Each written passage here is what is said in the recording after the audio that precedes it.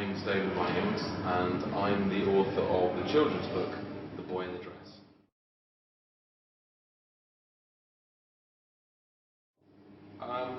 I wanted to write the book. I just had this idea about a boy going to school dressed as a girl and what the repercussions of that would be, and I thought it would make an interesting book for children.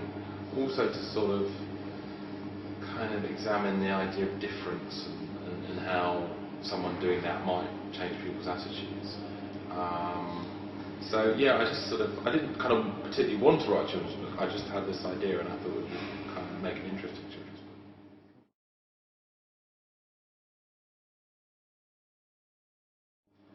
Having Quentin Blake illustrate the book is the most exciting thing. I never dreamed that he would do it because I know, well, he's associated with the greatest children's writer of all time, probably Roald Dahl, and I know he doesn't do many things anymore, so I thought, well, obviously he's not going to do it. So him being on board has just been amazing, and as soon as I saw his illustration of Dennis they did for the front cover, I was like almost in tears. It was so beautiful. And what he adds to it is immeasurable, because he doesn't tell you exactly what people look like, he just gives you a kind of really strong sense of them, but quite an emotional sense of them, and this is quite an emotional story. So the little images he's done of like Dennis sort of sitting alone in his room, brought little tears to my eyes. So I was honoured to meet him, and I'm just so thrilled that he's done the illustrations.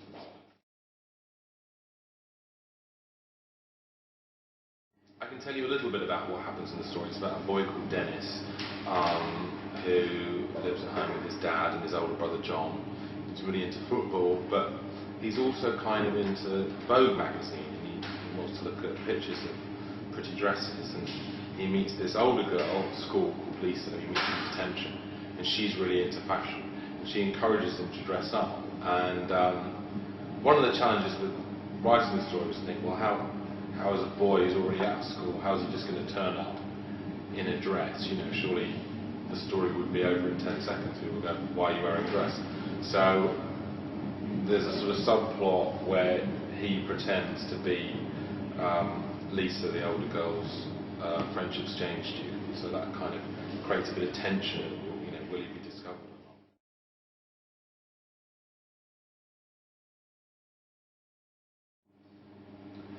not? A lot of people have asked me if this book is autobiographical. I have no idea why.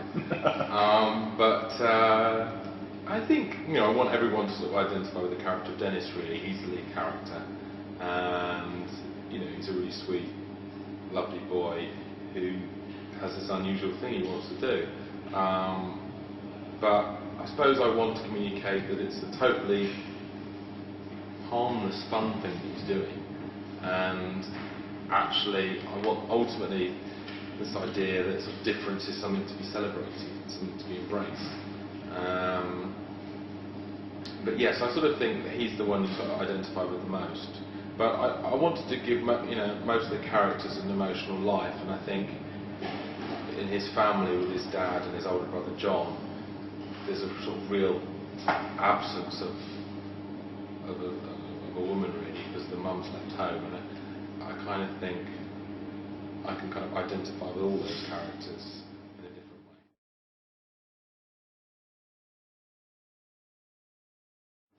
Dennis is really into football. I'm not really into football, but I thought it was a really good counterpoint with the kind of themes of the book, basically sort of him being into sort of putting on dresses, and I thought it created an interesting parallel, really, or just some sort of other energy going on in the book. And also we're working towards, Dennis is at school, and his school team is working towards a kind of World Cup of schools competition. So it creates a sort of dramatic thread throughout the book. Will he be able to play in the final or not? But I am quite ignorant about football, but I've sort of admitted that in the book. So my authorial voice comes through, and I do put my hands in the air and say, I don't really know what I'm talking about. But I vaguely understand football. I sort of understand you need to kick it in that direction and get it in that